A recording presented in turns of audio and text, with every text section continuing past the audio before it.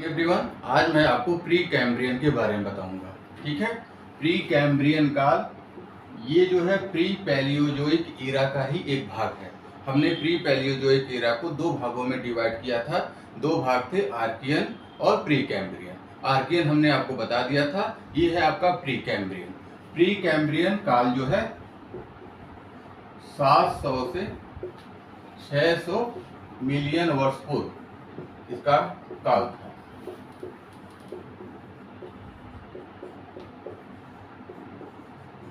ठीक है, 700 मिलियन से 600 मिलियन वर्ष पूर्व इसका कार्यकाल था। यानी कि ये भी काल जो था, ड्यूरेशन, टोटल ड्यूरेशन या कुल काल अवधि 100 मिलियन वर्ष का था। ठीक है, अब हम समझ लेते हैं कि प्री कैम्ब्रियन काल में क्या चीज की उत्पत्ति हुई या किसका विकास हुआ।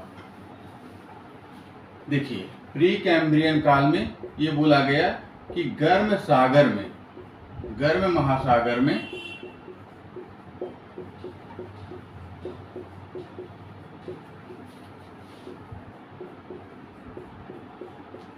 नरम त्वचा वाले रीढ़ विहीन जीवों का भी उत्पत्ति हुई। रीढ़ विहीन जीवों की उत्पत्ति हुई। ठीक है,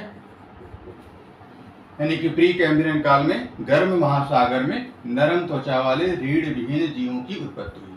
कहीं कहीं महासागरों में रीढ़ युक्त जीवों का भी उत्पत्ति हुई। ठीक, लेकिन रीढ़ विहीन जीवों की उत्पत्ति गर्म सागर में, और वो भी नरम त्वचा वाली। ठीक, लेकिन प्री कैम्ब्रियन काल में स्थल भाग जीव रहित था।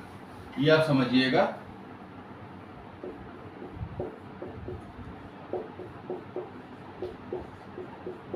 लेकिन स्थल भाग पूरी तरह से जीव रहित था।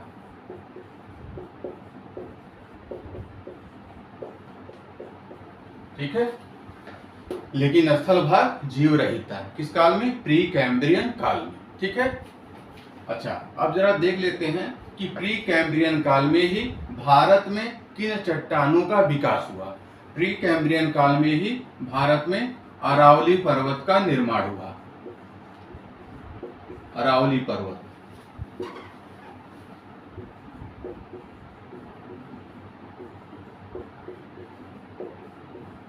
ठीक है, इसीलिए इस अरावली पर्वत को भारत का सबसे पुराना पर्वत कहते हैं। इस समय अरावली पर्वत का बहुत सारा भाग जो है खत्म हो चुका है, इसीलिए इसको अवशिष्ट पर्वत कहते हैं, रेसिडुअल माउंटेन।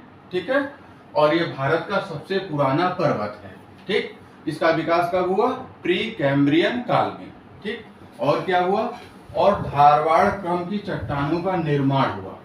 धारवाड़ क्रम की चट्टान जो है कर्नाटक में है।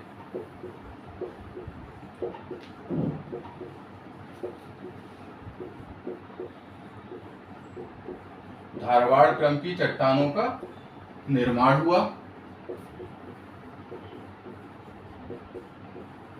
ठीक है, भारत में अरावली पर्वत का निर्माण हुआ और धारवाड़ क्रम की चट्टानों का निर्माण किस काल में हुआ? प्री कैम्ब्रियन काल में।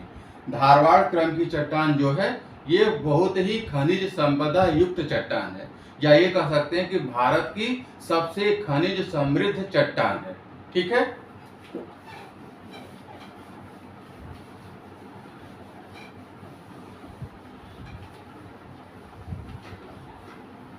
अच्छा, प्री कैम्ब्रियन काल में ही वायु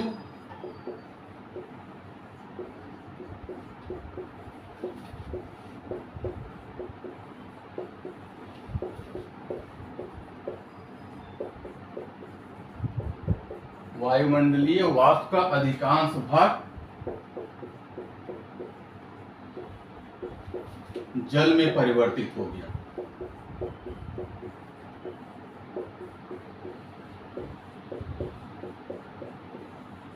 ठीक है, प्री कैम्ब्रियन काल में ही वायुमंडलीय वाष्प का अधिकांश भाग जल में परिवर्तित हो गया, और जल में परिवर्तित होने से क्या हुआ?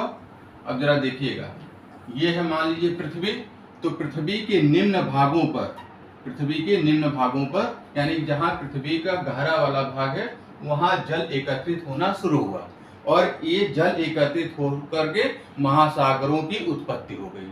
ठीक, यानी वायुमंडलीय वाष्प का अधिकांश भाग जल में परिवर्तित हो गया और ये जल जो है स्थल भाग पर, पृथ्वी पर निम्न भागों पर एकत्रित होना शुरू हुआ और महासागरों का निर्माण हुआ। इस तरह से आप कह सकते हैं कि प्री कैम्ब्रियन काल में ही महासागरों की उत्पत्ति भी हुई। ठीक, प्री कैम्ब्रियन काल में ही महासागरों का निर्माण हुआ।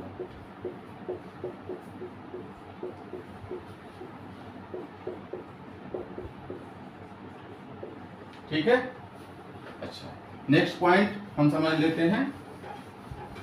अच्छा देखिएगा, प्री कैम्ब्रियन काल जो है प्री पैलियोजोइक एरा का ही भाग है। प्री पैलियोजोइक एरा को हम दो भागों में डिवाइड करते हैं, आर्कियन एरा और प्री कैम्ब्रियन एरा। ठीक, हमने आपको बताया था कि प्री कैम्ब्रियन एरा भी प्री पैलियोजोइक का दूसरा भाग है। ठीक, अच्छा अब जरा देखिएगा, प्री पैलियोजोइक एरा जब खत्म होता है, यानी कि जब आर्कियन एरा खत्म होगा और प्री कैम्ब्रियन एरा के खत्म होने के समय जो है प्री पैलियोजोइक एरा में ही पैंजिया जो है अपने कई भागों में डिवाइड हो जाता है। ठीक, पैंजिया स्थल भाग है जो आज कई प्लेटों में डिवाइड हुआ है। ठीक, पहले यही सारे महाद्वीप जो है का एक प्लेट हुआ करता था, उसे ही हम स्थल भाग बोलते हैं। उसको हम इकट्ठा रूप में जुड़े हुए थे, इसलिए उन्हें हम पैंजिया कहते हैं।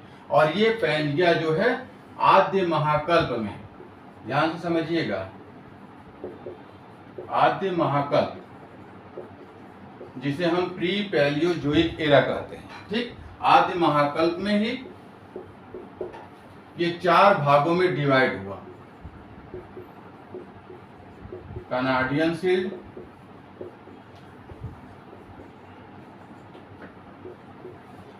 दूसरा है बाल्टिक शील्ड,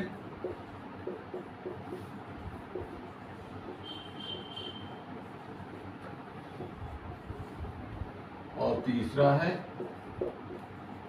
गोंडवाना शील्ड,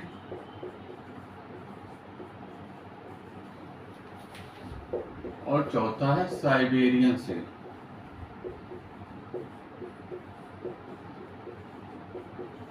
ठीक है, अब आप कह सकते हैं कि आद्य महाकल्प की समाप्ति के समय ही पैंजिया चार भागों में डिवाइड हुआ। वो चार भाग हैं Canadian shield, Baltic shield, Gondwana shield और साइबेरियन शील्ड। गोंडवाना शील्ड का ही भाग है भारत का दक्षिणी हिस्सा।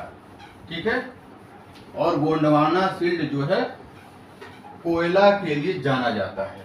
ठीक, भारत का ये जो दक्षिणी हिस्सा है वो गोंडवाना शील्ड का भाग है।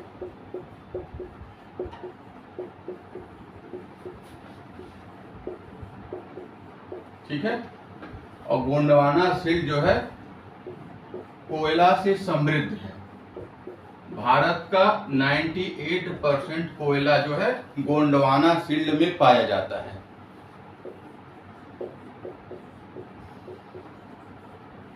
कोयला से समृद्ध।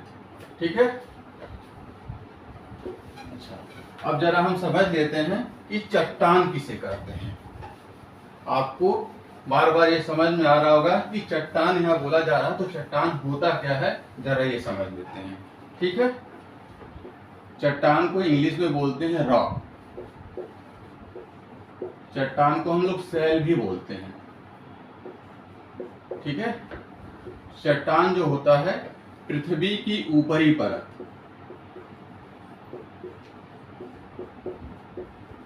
पृथ्वी की ऊपरी परत में पाया जाने वाला मुलायम व कठोर पदार्थ को हम चट्टान कहते हैं। ठीक, यानी पृथ्वी की ऊपरी परत में पाए जाने वाले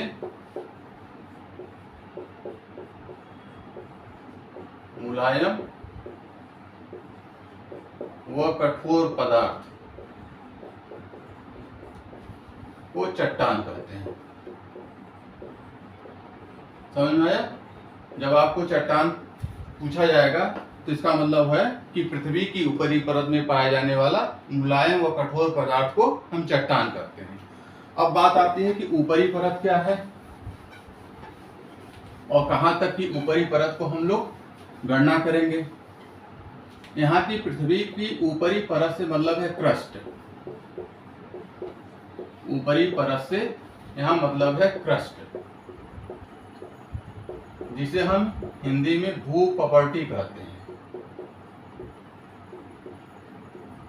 ठीक, और पृथ्वी की ऊपरी परत लगभग 30 किलोमीटर की गहराई को हम क्रस्ट कहते हैं। ठीक, यानी कि पृथ्वी की ऊपरी परत का जब बात होगी यानी कि क्रस्ट की बात हो रही है, और क्रस्ट के मतलब लगभग 30 किलोमीटर की गहराई तक की बात हो रही है। Okay, thank you, please like share and subscribe.